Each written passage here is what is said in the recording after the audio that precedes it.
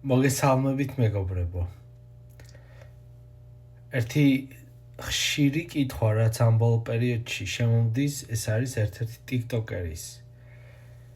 ვახო ბრუკლინს რო ეძახიან, ამის შესახებ კითხეს, რომ ძალიან ხშირადო ღმერთზე ცუდს ამბობდაო, არ წამდაო და ღმერთმა ხო დასაჯაო და ბევრი ვიდეოებიც კი შემხვდა, რომ ღმერთმა დასაჯა თითქოს. ნამდვილად ასე არის ეს? ცალსახად უნდა ითქვას, რომ ღმერთი არავის არ ჭის. ათეისტი რო იყოს ადამიანი, თუნდაც ეს მისი ნება არის, არჩევანია. ღმერთს ძალით არავინ არ მოყავს თავისთან, მასთან. ღმერთი არ არის მოძალადე, ტირანი, დევნილი. ეს უფრო ადამიანების შეგრძნებები არის, რომ გონიათ, რომ ღმერთი სჯის, თორე თავად ღმერთი არავის არ სჯის. იონა ღვთისმეტყველი ამბობს, ღმერთი სიყვარულია.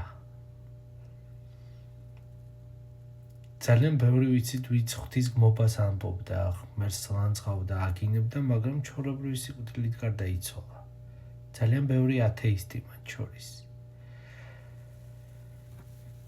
ზოგადად რა არის ღმერთის მისია? ანუ რა უნდა ღმერთს ჩვენგან?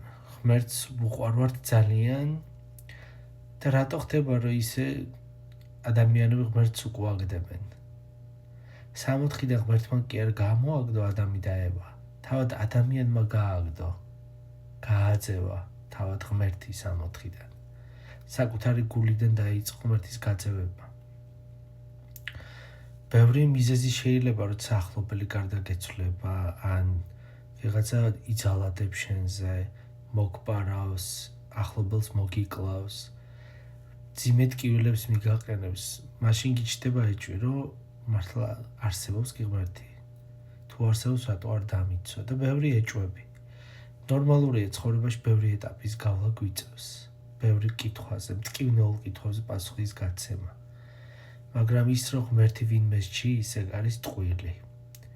ამ კუთხით, რომ სხეულს უნადგურებს, ღმერთს არ ჭირდება ძალადობის გზით ადამიანის მასთან მიყვანა. მით უმეტეს სხეულზე ძალადობის, დაზიანების და ასე შემდეგ. ღმერთს ჭირდება მრთელი ადამიანი. სულიერად და სხეულებრივად ორივე ჯანსაღი. ამიტომ ბადებს ადამიანი ღმერთს უნდა ჯანსაღი და ამიტომ გვაძლევს სიჯანსაღეს ცხოვრებაში. ბევრი გარემოებები შეიძლება იყოს, რატომაც ხდება ადამიანი, რატო ვარდება ასეთ მდგომარეობაში. მაგრამ მარტივად წმინდა ისააკ ასურის სიტყვით რო გავცეთ, ღმერთი არის სიყვარულის მოქმედი. თავად ჯოჯოხეთიც კი ერთგვარი ბოლომოწყალება ადამიანისთვის, სიყვარულია. ჯოჯოხეთს ადარებს წმინდა გრიგოლი, მაგალითად, როდესაც ადამიანი ბრმა არის და მას სინათლის სხივები თვალს ტკენს, იმიტომ კი არა, რომ სინათლე თავისთავად ბოროტება არის. ის ადამიანი, რომელიც სიბნელეში, ანუ სინათლის გარეშე გაიზარდა და არ უნახავს და გარეთ რო სინათლეს გაიყვანო, მისთვის ეს იქნება მტკივნეული. ასევეა ადამიანი, რომელიც ცოდვას არის შეგუებული, ღმერთის ახლოს ყოფნა, ღმერთთან ყოფნა მისთვის არის ტანჯვა. მან არ იცის ღმერთთან თანაცხოვრება როგორია.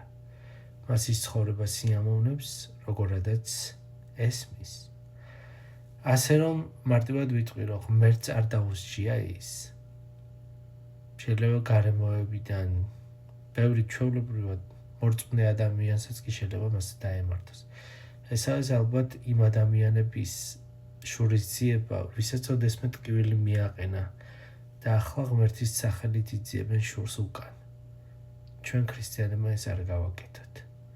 პირიქით ვილოცოთ მისცეს ჯანმრთელობა ყველას და პირველ რიგში მას, ვინც ვახსენე, ვახო მე მგონი, ღმერთმა დალოცოს და გამოაჯანმრთელოს სულიერადაც და სხეულებრივადაც.